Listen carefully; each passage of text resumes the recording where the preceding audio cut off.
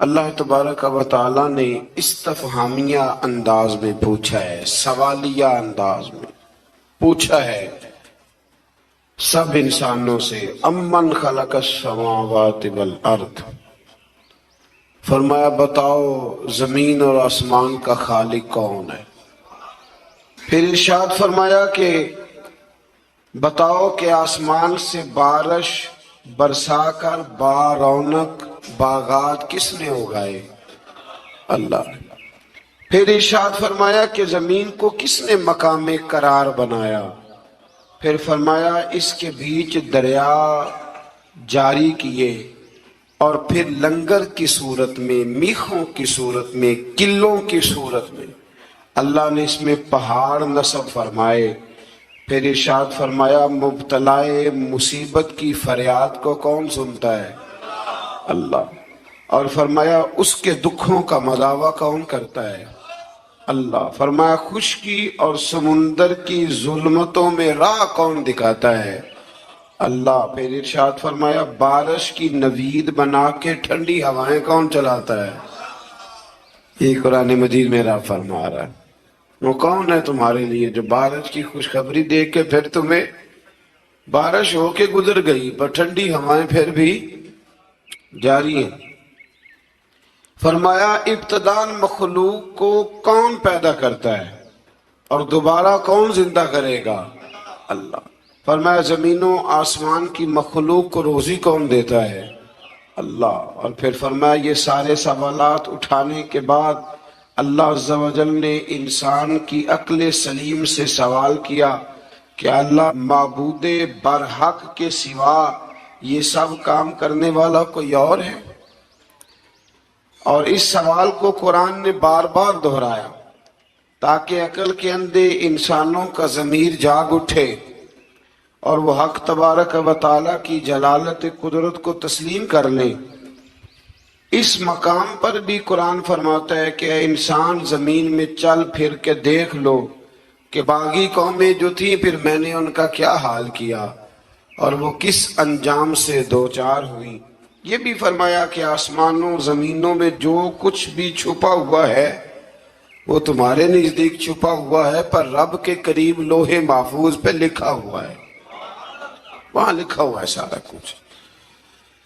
انسان کو یہ سمجھنا چاہیے وہ یارو جو بندہ مشکل وقت میں ایک دفعہ قرضہ ادا کر دے وہ محسن بن جاتا ہے، ساری زندگی اس کا احسان نہیں اترتا، تو جو رب سارا کچھ عطا کرے اس کے احسان کی طرف توجہ ہی نہ جائے انسان کی، اسے سمجھنا چاہیے۔ آیت نمبر 80 میں اللہ تعالیٰ نے فرمایا کہ بے شک آپ مردوں کو نہیں سناتے اور نہ ہی بہروں کو اپنی پکار سناتے جب وہ پیٹ پھیر کر جا رہے ہیں۔ مزید فرمایا کہ آپ تو صرف ان لوگوں کو سناتے ہیں جو ہماری آیات پر ایمان لے۔ اس کا کیا مطلب ہوا کہ آپ ان کو نہیں سناتے؟ حالانکہ حضور تو سب کو سناتے تھے۔ فرمایا ان کو نہیں آپ سناتے، آپ صرف ان کو سناتے ہیں جو ہماری آیات پر۔ اس کا کیا مطلب ہوا؟ اس کا مطلب ہوا کہ کافر آپ کی بات سنتے تو پر سمجھنے کی کوشش نہیں کرتے۔ کچھ لوگ اخذ نہیں نہ کرنا چاہتے، اپنا بدلنا نہیں چاہتے، تو ان کے سامنے آپ سارا کچھ بھی رکھ دیں جب وہ تبدیل ہی نہیں ہونا چاہتے۔ یہاں سے کچھ لوگ کہہ دیتے ہیں کہ جناب مردوں کا قبروں میں سننا ثابت نہیں، حالانکہ مردوں کا قبروں میں سننا تو حدیث پاک سے ثابت ہے۔ حدیث پاک سے صحیح بخاری میں موجود ہے، حضور نے فرمایا جب تم دفن کر کے واپس آتے ہو تو مردہ تو تمہارے قدموں کی آہٹ بھی سنتا ہے۔ تو اس سے مراد یہ نہیں کہ مردے نہیں سنتے، بلکہ مردے سنتے ہیں، اللہ تبارک و تعالیٰ کی دی ہوئی توفیق سے وہ سنتے ہیں۔ اسی طرح سے پھر آگے اللہ تعالیٰ نے قیامت کے قریب ہونے والے کچھ واقعات کا ذکر فرمایا۔ پھر آیت نمبر 87 میں سور پھونکے جانے اور اس کے نتیجے میں پیدا ہونے والی گھبراہٹ کا ذکر ہے، اور نیکوں کاروں کا قیامت کے دن گھبراہٹ سے محفوظ ہونے کا ذکر بھی اللہ نے اسی جگہ فرمایا۔ ایک سور پھونکی جائے گی، حضرت اسرافیل سور پھونکیں گے، وہ ایک ایسی آواز نکالیں گے جس سے سارے لوگ مر جائیں گے، پھر وہ دوبارہ وہی آواز نکالیں گے تو دوبارہ اللہ تعالیٰ سب کو زندگی عطا فرما دے. اس کو سور بھوگنا کہتے.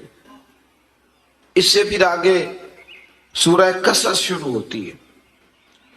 سورہ قصص میں اللہ تبارک و تعالیٰ نے توحید و رسالت، حیات بعد الموت جیسے عقائد اور اصول کو بیان فرمایا ہے. حضرت موسیٰ علیہ السلام کی ولادت سے لے کر تورات عطا فرمانے تک کا تفصیلی بیان پھر اللہ نے یہاں فرمایا. کتنی جگہ پہ آپ پڑھ رہے ہیں؟ غالباً ہر پارے میں ذکر ہے میری معلومات کے مطابق. تو اس کا مطلب ہے حضرت موسیٰ کلیم اللہ کو بڑے ہی پیارے ہیں، یہ پیغمبر رب کریم کو. لیکن جس جگہ بھی ہم یہ تذکرہ پڑھتے ہیں ایک علیحدہ انداز میں ہے، ایک نئے انداز میں، ایک نئے ذوق کے ساتھ. یہاں بھی اللہ تعالیٰ نے ایک نئے انداز میں اس واقعے کا ذکر فرمایا ہے. وہ ساری تفصیل بھی ہے جو پیچھے آیات کے اندر ہم نے دیکھی تھی کہ حضرت موسیٰ علیہ السلام پیدا ہوئے، پھر ان کی والدہ نے انہیں صندوق میں ڈال کر دریا میں بہایا، پھر جس طرح ان کی ہمشیرہ نے ان کا خیال رکھا، پھر اللہ نے انہی کی ماں کو انہیں دودھ پلانے کی توفیق عطا فرمائی. اس سے تھوڑی سی تفصیل اور آگے ہے سورہ قصص کے اندر. اس کی تھوڑی اور ڈیٹیل اللہ تبارک و تعالیٰ نے بیان فرمائی ہے. وہ اس طرح کہ حضرت موسیٰ پھر فرعون کے گھر میں پلنے لگے، اور جب جوان ہو گئے تو فرعون کے ہاں جو ظلم ہوتا تھا حضرت موسیٰ اس پر بول پڑتے تھے، جلال فرماتے. تو فرعون پھر ناراض رہنے لگا، یہاں تک کہ اس نے آپ کو نکال دیا. آپ تشریف لے گئے وہاں سے. تو حضرت موسیٰ ایک دن شام کے وقت دوبارہ آئے بستی میں، لوگ سوئے ہوئے تھے. تو دو آدمی، ایک بنی اسرائیل میں سے اور ایک فرعون کی اپنی قوم میں سے، وہ دونوں آپس میں جھگڑ رہے تھے. لیکن وہ جو حضرت موسیٰ کی بنی اسرائیل کی قوم کا شخص تھا، اس پر وہ قبطی، وہ جو فرعون کے قریبی لوگوں میں سے تھا، وہ ظلم کر رہا تھا اور بوجھ اٹھانے کی بات کر رہا تھا.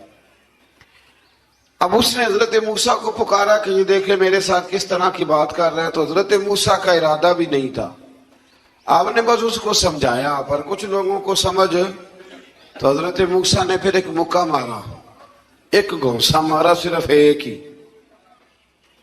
یہ کئی تگڑے اور دلیر اس طرح کے بھی ہوتے ہیں کہ گھونسا ایک بھی برداشت نہیں کرتے. وہ ایک مارا، آدمی دھڑام سے زمین پہ گرا اور ماری گیا. حضرت موسیٰ کا ارادہ نہیں تھا لیکن وہ مر گیا. حضرت موسیٰ علیہ السلام نے اس بات پر اپنے رب سے استغفار بھی فرمائی. قرآن کہتا ہے کہ انہوں نے معافی چاہی کہ اللہ میرا ارادہ نہیں تھا. بہرحال اگلے دن نا حضرت موسیٰ دوبارہ آئے. وہ سنا کرتے تھے نا ہم کہ بے وقوف دوست سے عقل مند دشمن بہتر ہوتا ہے. وہ کم از کم دشمنی تو عقل مندی سے کرتا ہے نا، لیکن جو بے وقوف دوست ہو بے وقوفی. حضرت موسیٰ دوبارہ آئے تو وہ بنی اسرائیلی اگلے دن کسی اور سے جھگڑا کر رہا تھا. پھر اس نے مدد کے لیے پکارا تو حضرت موسیٰ کہنے لگے مجھے لگتا یہ ہے کہ تیری عادت ہے، تو خود بڑا جھگڑالو ہے، تو نے روز نیا جھگڑا شروع کیا ہوتا ہے. حضرت موسیٰ جب اس کی طرف بڑے نہ ڈانٹنے کے لیے تو اس نے شور کرنا شروع کر دیا. کہنے لگتا ہے جس طرح آپ نے اسے کل قتل کیا تھا مجھے بھی قتل ہی کریں گے. یہ انسانوں کا مزاج ہے کہ آپ جب تک کسی کے طبیعت کے مطابق چلیں گے وہ راضی رہتا ہے، اور ذرا آپ اس کی طبیعت سے ہٹتے ہیں تو وہ شور کرتا ہے. اس نے کہا جی آپ مجھے بھی لگتا ہے ماریں گے.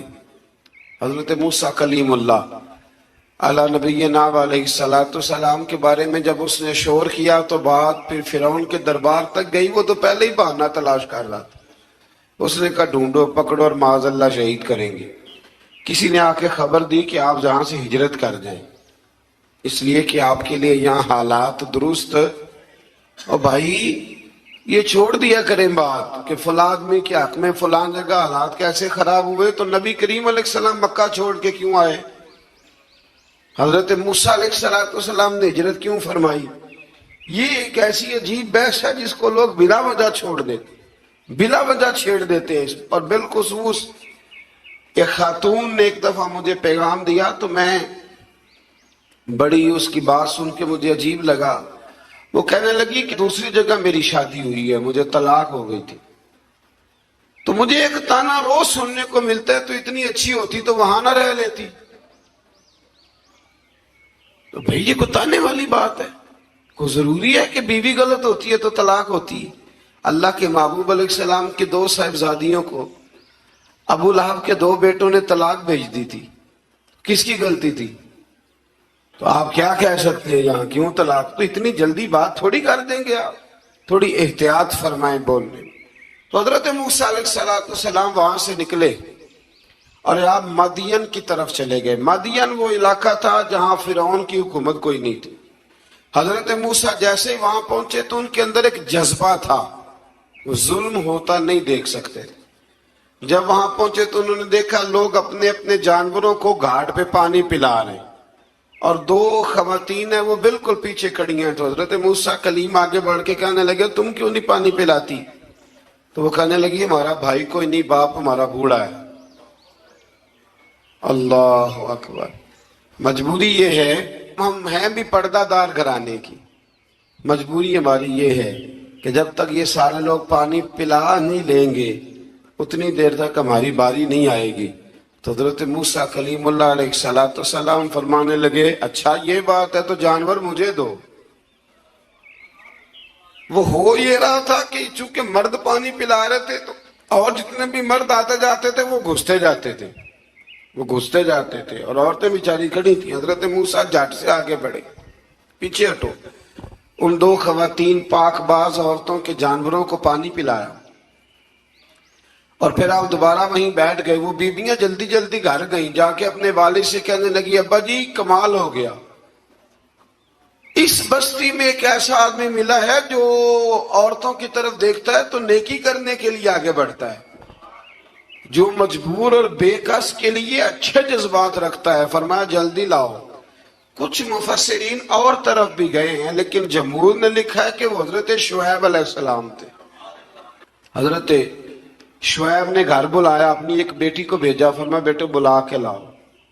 وہ جب گھر آئے تو آپ فرمانے لگے آپ میرے ساتھ اجرت طے کر لیں, 8 سال یا 10 سال آپ میری بکریوں کو چرائیں, میرے گھر میں رہیں. اور پھر فوراً ہی فرمانے لگے اگر آپ ہمارے گھر میں رہیں گے دیکھ بھال کریں گے تو میں اپنی ایک بیٹی کا نکاح بھی آپ کے ساتھ کر دوں. تو 8 سے 10 سال حضرت موسیٰ نے وہاں قیام فرمایا. اور پھر جب آپ کا نکاح ہو گیا تو آپ اپنی بیوی کو لے کے مصر کی جانب جا رہے تھے, تو رستے میں نا ٹھنڈ زیادہ ہو گئی, تو اپنی زوجہ سے کہنے لگے وہاں آگ جل رہی ہے, میں تیرے لیے آگ لے کے آتا ہوں تاکہ تو تاپ سکے, گرمی حاصل کر سکے. وہاں گئے تو درخت سے آواز آئی موسیٰ میں تیرا رب ہوں. درخت سے آواز آئی موسیٰ میں تیرا رب ہوں. اور حضرت موسیٰ کلیم اللہ کو وہاں وحی آنی شروع ہوئی.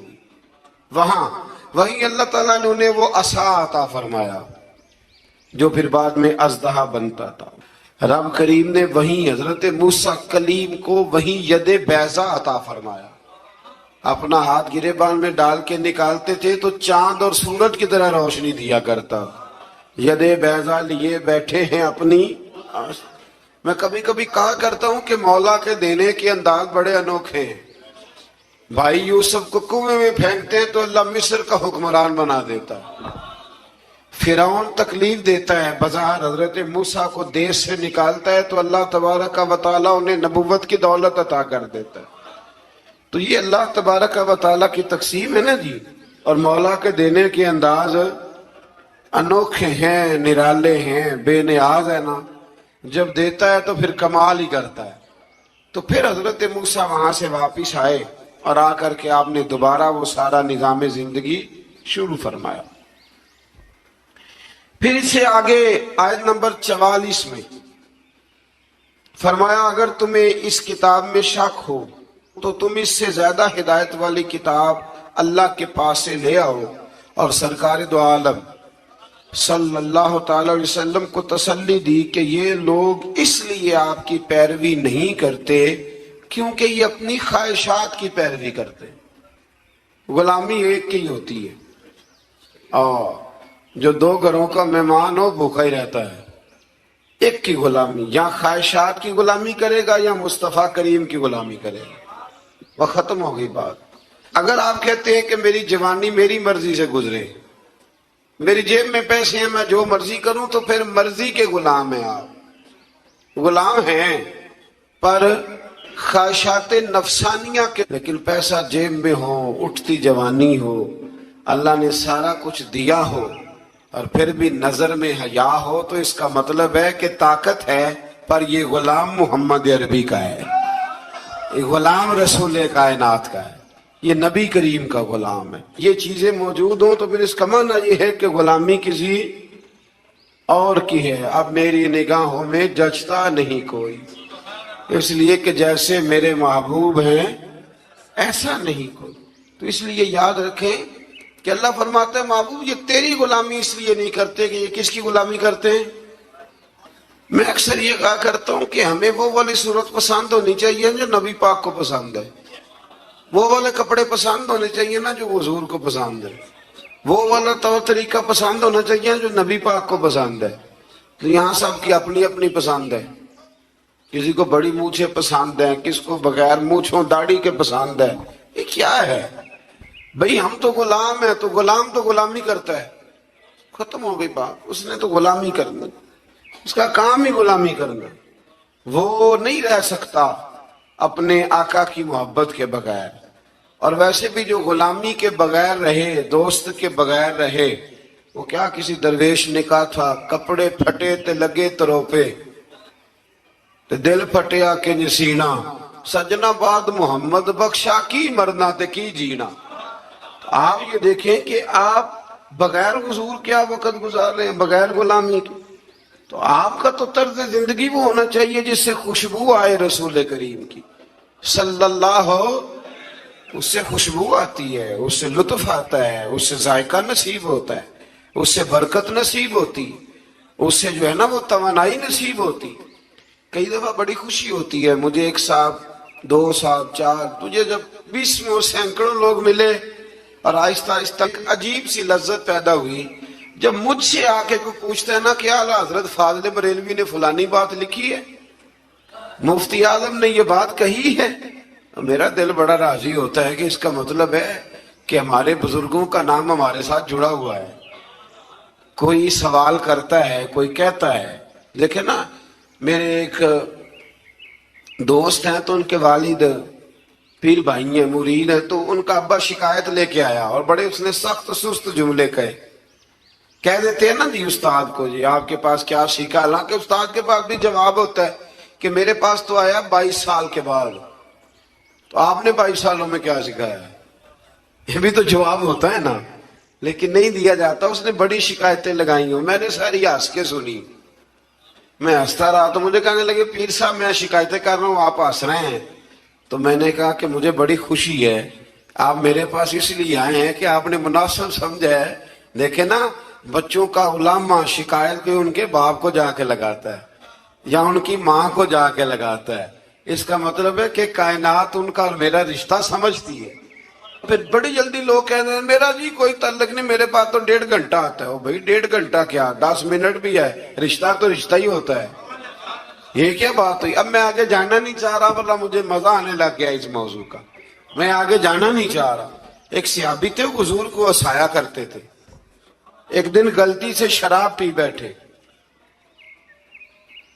شراب پی بیٹھے، آگے پتہ چل گیا شراب پیا، حضور نے فرمایا لے جاؤ تو ان کے ساتھ 80 کوڑے مارو، 70 کوڑے مارو۔ صحابہ کوڑے مار رہے ہیں تو حضور بےچانی کے ساتھ ٹہل رہے ہیں۔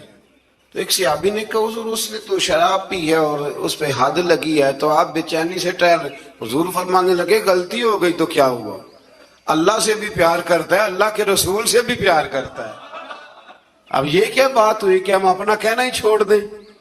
یہ کیا جے کر یار دے نام دا ملے مینا، انہوں چولی پا لئیے پنجے سٹیے نا، تے یہ کر یار دے نام دی ملے سولی، تے چوٹا چوٹ لئیے پیشانٹیے نا۔ یہ کیا بات ہوئی؟ کہا یہ خواہشات کی پیروی کرتے ہیں تو محبوب ایک کی غلامی ہوگی، یا تیری کریں گے یا خواہشات کی کریں گے؟ تو اپنی ساری خواہشات ختم کر دیں، ختم. غلامی نام ہی اس کا کہ اپنی کوئی خواہش نہ رہے. رنگے چمن پسند نہ پھولوں کی بو پسند، ہم کو ہے وہ پسند جسے آئے تو پسند. تو اس لیے نکل آئے اس راستے. یہ بڑا سوکھا حل ہے زندگی مزے سے گزارنے، زندگی لطف کے ساتھ گزارنے کا، بڑا آسان اور بڑا پیارا اور بڑا میٹھا. اللہ سمجھنے کی توفیق عطا فرمائے. آیت نمبر 52 میں 52 آیت نمبر 52 میں نجاشی کے دربار سے آئے ہوئے وفد کے قبول اسلام اور ابو جہل کی اس کے ساتھ بدتمیزی کا ذکر کیا گیا. وہاں سے نجاشی کے دربار سے کچھ لوگ آئے. جب حضرت جعفر طیار نے وہاں جا کے قرآن مجید سنایا تو رو رو کے ان کی آنکھیں تار ہو گئی. 7ویں سپارے میں میں تفصیل بیان کر آیا. وہاں سے کچھ لوگ کلمہ پڑھنے آئے تو نبی پاک صلی اللہ علیہ وسلم کے سامنے آ کے جب انہوں نے کلمہ پڑھا نا، یہ بڑی قابل غور بات ہے. آپ نے اس بات کو سمجھنا ہے، اس کے کئی پہلو ہیں جو توجہ کے قابل ہیں. انہوں نے آ کے کلمہ پڑھا تو ابو جہل ان سے کہنے لگا کہ ہم قریب رہتے ہیں، اگر معاذ اللہ تعالیٰ کوئی چیز اچھی نظر آتی ہوتی تو ہم نہ کلمہ پڑھ لیتے، تو اتنی دور سے آگے کلمہ پڑھ رہے ہو. پھر بدتمیزی کی، ان کے ساتھ برا بھلا کا، انہیں تکلیف دی. تو وہ جاتی دفعہ پتہ کیا کہہ گئے؟ وہ کہنے لگے ہدایت تو رب دیتا ہے، ہدایت تو اللہ دیتا ہے، یہ تو اللہ دیتا ہے. دیکھیں نا، یہ جو دیا ہوتا ہے نا، اس کے بالکل نیچے اندھیرا ہوتا ہے. اب دیے جلتے نہیں تو نوجوانوں کو تو بالکل نہیں نا پتا. اب تو موم بتی پچھلے کچھ سالوں میں تو شارٹ ہو گئی تھی، تو اب تو میرے خیال ہے بننی بھی ذرا کام ہو گئی ہے. تو جو دیا ہوتا ہے نا، اس کے بالکل نیچے، کبھی غور کیا آپ نے؟ اس کے بالکل نیچے. کیوں؟ اس لیے کہ نیچے والے نیچے سے نکلنا نہیں چاہتے. وہ اگر نیچے سے نکل کے سائیڈ پہ کھڑے ہو کے روشنی کی زیارت کریں تو انہیں بھی ہدایت مل سکتی ہے. لیکن وہ کہتے ہیں جی ہم تو نیچے ہیں. وہ جو بیت اللہ شریف کے بالکل پاس رہتے ہیں وہ نہیں طواف زیادہ کرتے. بالکل ہمارے یہاں شہر کے ایک سنگی ہیں تو بالکل زمزم ہوٹل میں کلاک ٹاور میں کام کرتے ہیں. میں نے ان سے کہا کہ نماز کا وقت ہوگا، میں نے کہا چلے؟ کہنے لگا جی ہم ذرا کم جاتے ہیں، آپ دور سے آئے ہیں تو آپ کو موقع زیادہ دینا چاہتے ہیں. تو ابو جہل نے مذاق اڑایا ان لوگوں کا. تو رب کریم نے ان آیات میں اس بات کا ذکر. اور یہ یاد رکھیں، بڑی دور سے آئے تھے، بڑی دور سے اب ایسے کر لی، بڑی دور سے آئے. اللہ اکبر. اور جھلک دیکھے بغیر گئے، پر مصطفیٰ کریم نے جھولی بھر کے عطا فرمایا. اور عبداللہ بن ابی سلول منافق ساری زندگی پیچھے نمازیں پڑھتا رہا، پر منافق کا منافق مر گیا. بارش برستی رہتی ہے لیکن زمین کا بھی تو زرخیز ہونا شرط ہے نا، تو زمین بھی زرخیز ہونی چاہیے. اللہ سمجھنے کی توفیق عطا فرمائے. ایک عورت ایک دفعہ آ گئی، کہنے لگی کوئی مسئلہ پوچھنا ہے. یہ بڑا کٹھن سا معاملہ ہوتا ہے، جو آدمی جو کام کر رہا ہوتا ہے وہی روپ دھار لیتے. مسئلہ پوچھنے اندر آئی تو باہر سے شور ہو گیا. لوگ آ گئے، کوتوال کو بلا لیا، معاذ اللہ امام صاحب کے پاس بی بی ہے، جیل میں لے گئے، سویرے فیصلہ کریں گے. رات کو ساری رات امام اعظم نے نماز پڑھی، ساری رات. اور کہنے لگے اللہ اب تو میں بوڑھا ہو گیا، اس حال میں اب ان سوالوں کا جواب دوں گا. وہ عورت بھی ساتھ بند تھی. اس عمر میں ان سوالوں کے جواب، یار بڑا مشکل ہوتا ہے. اللہ اکبر. اس عمر میں امام صاحب رو رہے تھے تو اس عورت کا دل نرم ہو گیا. امام صاحب سے کہنے لگی مجھے غلطی ہو گئی، میں نے پیسے کسی سے پکڑ لیے تھے، حضور آپ تو اللہ کے نیک بندے. امام صاحب کہنے لگے اب ایک نیکی کر، کوتوال سے کہہ کہ مجھے کوئی تکلیف ہے تو میں دوا کھا کے واپس آ جاؤں گی. تو وہ کوتوال تو پہلے ملا ہوا تھا، اس نے اس کو کہا کہ مجھے کوئی تکلیف ہے میں گھر جاتی ہوں، دوا کھا کے واپس. امام صاحب نے سمجھا دیا. وہ گئی تو جو برقع اس نے پہنا ہوا تھا نا، نقاب ساری عورتیں، وہ جا کے اس نے امام صاحب کی بیوی کو دیا. امام صاحب نے اس کو سمجھا کے بھیجا تھا وہ برقع گھر لے گئی اور جا کے زوجہ کو ساری بات سنائی. وہ دوائی کھانے گھر چلی گئی اور زوجہ برقع پہن کے تھانے آ گئی. سویرے قاضی کے سامنے پیش ہوئے تو کہنے لگا جی آپ اتنے بزرگ ہو کے عالم ہو کے بیوی کے ساتھ اکیلے. فرمایا میری بیوی ہے تو میں نے اکیلے ہی ہونا تھا اس کے ساتھ, اور کس نے ہونا تھا؟ جناب آپ کی بیوی. فرمایا بلاؤ میرے سسر کو, اور بلاؤ محلے کی 10-12 عورتوں کو بھی دیکھ لے. انہوں نے دیکھا تو امام صاحب کی بیوی نکل آئی. وہ جتنے تھے نا الزام لگانے والے وہ اب غور سے دیکھ رہے تھے. تو ایک کہنے لگا امام صاحب سے یہ کیا ہوا؟ فرمایا قرآن ہے وَتُعِزُّ مَن تَشَاءُ وَتُذِلُّ مَن تَشَاءُ. یہ قرآن ہے. ہونا کیا تھا؟ رب نے اپنا وعدہ سچا کر کے دکھایا ہے. تو اس نے بھی الزام لگایا. پھر سزا یہ ملی کہ وہ ہمیشہ کے لیے زمین میں دھنستا. دولت کون دیتا ہے؟ اللہ دیتا ہے نا. تو اگر اللہ کہے تھوڑی سی واپس بھی کرو, بندیاں دے خرچے بد جاندے نے, تھوڑی سی واپس مانگ لے تو ہاتھ تنگ ہو جاتا ہے. بھائی لیتے وقت تو تنگ نہیں ہوتا. کبھی کسی نے کہا نہیں چاہیے, ہاتھ بڑا کھلا ہے, کشادہ ہے. واپس کرنے کی بات آتی ہے تو تنگ دستی. کہتے بڑی مجبوری ہے. مالاں والے سخی نہیں ہوندے تے سخیاں کول مال نہیں ہوندا. ایتھے اوتھے دوویں جہانی سخی کنگال نہیں ہوندا. پھر اللہ تبارک و تعالیٰ نے آیت نمبر 83 میں فرمایا کہ یہ آخرت کا گھر ہم نے ان کے لیے مقدر کرتے ہیں جو زمین میں نہ تو تکبر کرتے ہیں نہ فساد کرتے. اچھا انجام صرف پرہیزگاروں کے لیے ہوتا ہے. اگلی آیت کا مفہوم یہ ہے کہ ہر ایک اپنے اچھے یا برے اعمال کی جزا یا سزا پائے گا. اس کے آگے پھر سورہ عنکبوت شروع ہوتی ہے. اس صورت میں اللہ تبارک و تعالیٰ نے بہت سارے توحید کے دلائل بھی بیان فرمائے اور بھی کئی اہم چیزوں کی طرف توجہ اپنے بندوں کی دلائی ہے. آیت نمبر 8 میں اللہ تعالیٰ نے حکم فرمایا کہ اپنے ماں باپ کے ساتھ نیک سلوک کرو. لیکن یہاں مضمون ذرا الگ کر دیا. اللہ تعالیٰ مضمون ذرا الگ کر دیا. اپنے ماں باپ کے ساتھ نیک سلوک کرو اور ان کی اطاعت کی حدود بھی مقرر کر دی. فرمایا اگر وہ تمہیں شرک پر مائل کرنا چاہیں تو گناہ کے کاموں میں ماں باپ کی اطاعت واجب نہیں ہے. اماں کہے داڑھی منڈوا دو تو بات ماننی ناجائز ہے. ہاں ابا کہہ دے نماز نہ پڑھو تو یہ بات ماننی جائز نہیں ہے, یہ غلط ہے.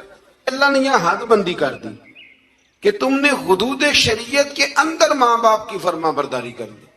حدود شریعت کے اندر اگر ماں باپ غیر شرعی حکم دیں گے, یہ انوکھا مضمون اور یہ بیان میرے اللہ نے فرمایا, حد بندی کر دی. اگر وہ ناجائز حکم دیں گے تو وہ تسلیم. حضرت سعد بن نبی وقاص فرمایا کرتے تھے آیت میرے بارے میں آئی ہے.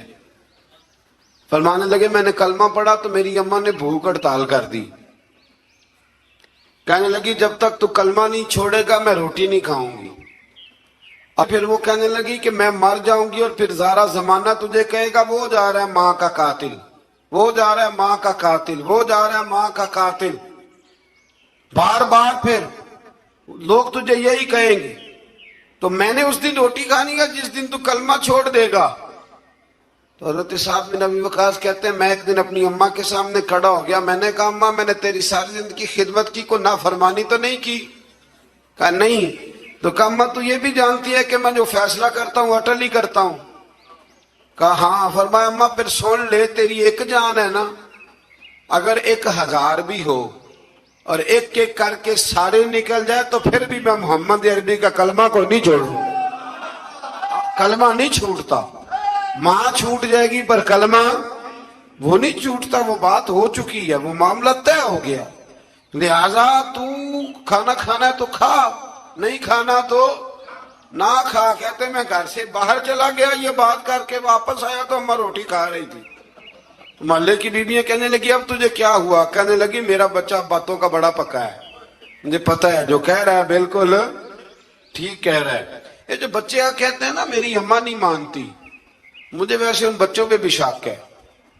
بچے ناراض نہ ہو جائیں, ان کی اماں صرف ان باتوں پہ نہیں مانتی جن میں ان کا اپنا فائدہ ہوتا ہے. ایک سے میں نے کہا داڑھی شریف رکھ لو، کہنے لگا اماں کہتی ہے ابھی تیری عمر نہیں۔ میں کہ جا اماں کو لکھا کے لیا داڑھی دی کیڑی عمر ہوں دی، کہ لکھ کے دے کس عمر میں رکھنی چاہیے، جا آ جائے تو پھر منانی نہیں چاہیے، اس پہ استقامت اختیار کریں، اللہ توفیق عطا فرمائے۔ پھر اللہ تبارک و تعالی نے اس سے آگے بڑھ کے پھر اسی طریقے سے دوبارہ حضرت ابراہیم علیہ السلام کی قوم کا ذکر کیا ہے۔ پھر آیت نمبر 26 میں لوط، اسحاق اور یعقوب علیہ السلام کا ذکر ہے کہ کس طرح کر کے وہ لوگ غیر فطری طریقے سے اپنی خواہشات کو پوری کرتے تھے۔ اللہ تبارک و تعالیٰ نے ان آیات میں بتایا کہ بالآخر اللہ تعالیٰ نے لوط علیہ السلام اور ان کی قوم اور ان کے جو اپنے تھے ان کو اللہ نے بچا لیا تھا، اور سمجھائی بات یہ ہے کہ کفر کے دور میں بھی جو لوگ نیکیاں کریں گے اللہ ان پہ فضل ضرور فرمائے گا، اللہ ان پر کرم ضرور۔ ہمارے پاس ایک بات ہے، مجھ سے بھی ایک صاحب نے پوچھی تھی ایک دفعہ، میں گیا ہوا تھا باہر تو کہنے لگے کفر کا علاقہ ہے تو اس میں نیکی کرنا بڑا مشکل ہے۔ تو میں نے کہا جب ابو بکر صدیق نیکی کرتے تھے سارے مسلمان ہی تھے، جب حضرت عمر نیکی کرتے تھے سارے لوگ ٹھیک تھے، جس زمانے میں مولا علی شیر خدا سچ بول رہے تھے تو مکہ سارا سچ ہی بولتا تھا، یہ تو بہانہ ہے۔ جس دور میں حضرت عثمان غنی حیا والے تھے باقی سارے لوگ بھی حیا والے، تو فرمایا ہم ان کو بچا لیتے ہیں، جو شر کے دنوں میں بھی خیر کی اذانیں پڑا کرتے کو بچا لیا جاتا ہے۔ پھر آیت نمبر 40 سے قرآن نے بتایا کہ ان میں سے بعض سرکش قوموں پر ہم نے پتھر بھی برسائے، اور بعض کو چنگاڑ نے پکڑ لیا، بعض کو زمین میں دھنسا دیا، بعض کو سمندر میں غرق کر دیا۔ اللہ ان پر ظلم کرنے والا نہ تھا بلکہ یہ خود ہی اپنی جانوں پر ظلم کرنے والے تھے۔ پھر آخر میں اللہ تعالیٰ نے اہل کتاب سے بحث و مباحثہ اور مجادلے کے آداب اور اسلوب تبلیغ بتائی ہے کہ بڑی شائستہ سی شستہ سی گفتگو کرنی۔ پھر اس طرح اللہ تبارک و تعالیٰ نے آیت نمبر 57 سے کفار مکہ نے رسول اللہ صلی اللہ علیہ وسلم سے جو کہا کہ اگر ہم آپ کے ساتھ ہدایت کی پیروی کریں تو ہم اپنے ملک سے اچک لیے جائیں گے، لوگ تو پھر ہمیں چھوڑیں گے نہیں، اس وطن سے لوگ نکال دیں گے۔ آج بھی حکمران کہتے نہیں دنیا کے ساتھ نہیں جینا، اسلام نافذ کر دیں گے تو پھر دنیا کیا کہے گی؟ بھئی دنیا کی دیکھنی ہے کہ اللہ رسول کی دیکھنی؟ بولی بولی انہوں نے بھی کہنے لگے پھر تو دنیا ہمیں اچک کر لے جائے گی، یعنی موجودہ فوائد سے محروم ہو جائیں گے۔ اللہ تعالیٰ نے فرمایا کہ ہم نے ان کو اپنے حرم میں آباد نہیں کیا جو امن والا ہے، اس کی طرف ہمارے دیے ہوئے ہر قسم کے پھل لائے جاتے، لیکن ان میں سے اکثر لوگ نہیں جانتے، یعنی اسلام کی برکت سے دنیاوی نعمتیں چھین نہیں جائیں گی بلکہ اللہ تعالیٰ اس میں اضافہ فرما دے گا۔ دین کی برکت سے اضافہ ہی ہوتا ہے۔ وہ ابو جہل اس وقت کہتا تھا کہ اگر کلمہ پڑھ لیں گے تو پھر ہمارا کیا بنے گا، تو آج مکے کا کیا حال ہے؟ آج مکے کا کیا حال ہے؟ دنیا کی بہت کم فصل اور سبزی وہاں ہوتی ہے، ہوتی کم ہے پر ملتی ساری ہے، جو کہیں سے نہیں ملتی وہ وہاں سے ملتی ہے۔ دودھ پینا ہے تو فریش، لسی پینی ہے تو ہمارے صاحب ایک حاجی صاحب تھے درویش، تو لسی بڑی پیتے تھے، تو حج کے لیے ہم لوگ حاضر ہوئے تو میرے کان میں کہنے لگے میں لسی تو بغیر نہیں جے بچدا۔ میں نے کہا چلے اللہ دینے والا ہے، تو پھر اللہ نے لسی بڑی دی، پھر وہ ہم سے ختم نہیں ہوتی تھی، بڑی پیتے تھے پر وہ ختم۔ آیت نمبر 62 میں قیامت کے دن کفار کو ندا کر کے ان کے معبودان باطلہ کے بارے استفسار کیا گیا ہے کہ کفار کا اپنے معبودوں پر الزام، معبودوں کی بیزاری اور دونوں کی بے بسی۔ فرشتوں کے اس سوال کے جواب میں خاموش رہنے کا بیان ہے کہ تم نے اپنے رسولوں کو کیا جواب دیا۔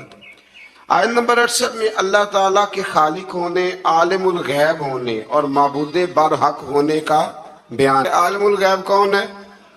اللہ۔ اللہ کے علاوہ کوئی عالم الغیب، علم غیب ہے رسولوں کے پاس، لیکن عالم الغیب اللہ. یہ یاد رکھیں، لوگ دھوکہ دیتے ہیں لفظ بول کے.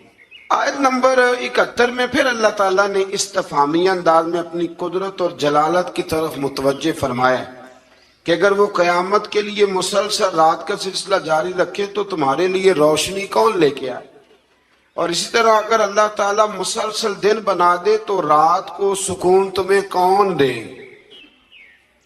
بس کیا تم سنتے نہیں، سوچتے نہیں، اور کیا تم سمجھتے یہ اللہ نے دن بھی تمہارے لیے بنایا ہے اور رات کا سکون بھی تمہارے لیے. پھر آیت نمبر 76 سے نا قارون کا ذکر ہے.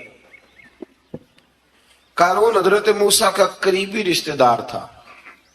پہلے آسمانی کتابیں جانتا تھا، سمجھتا تھا، نیک تھا، لیکن پھر اللہ نے اسے دولت عطا کر دی. دولت سب کے لیے اچھی نہیں ہوتی، کچھ لوگ نہیں ہضم کر پاتے. ایک حدیث پاک ہے، نبی کریم علیہ السلام نے فرمایا اگر اللہ کچھ لوگوں کو دولت دے دے تو وہ سرکش ہو جائے. ہاں کچھ لوگ ایسے ہیں جن کے پاس اگر دولت ہو تو عیاش ہو جائے، جانے وہ کیا کچھ کر ڈالے.